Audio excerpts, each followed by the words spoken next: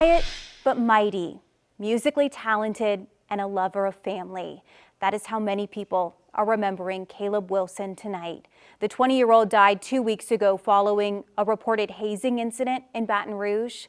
WDSU reporter Jonah Gilmore attended his funeral services today and has more now on his life and his legacy. People remembered Caleb Wilson as a son, a brother, a friend, a student who excelled both in academics and music, a talented trumpeter who had an undeniable light. And though his song may have paused, it echoes and will never rest.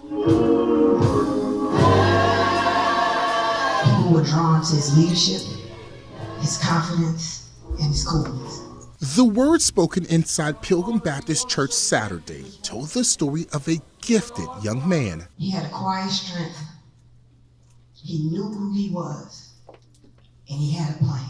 As family, friends, and loved ones said their final goodbyes to Caleb Wilson, they reflected on his life, a life they say he never wasted. If it could be a bad day, he gonna find a way to crack a joke to make you smile, and that's just who he was. And I think if more people did that, the world would be a better place. The many tributes for Caleb included proclamations, songs, and poems, metaphors for the joy he brought to those who knew him. He played not just music, but the echoes of his soul, each breath into brass, a story untold. The walls of the church were lined with photos of the mechanical engineering student, his band uniform set on display, adorned by his gold trumpet, a symbol of the musical acumen he exhibited. Losing a student like that is never easy.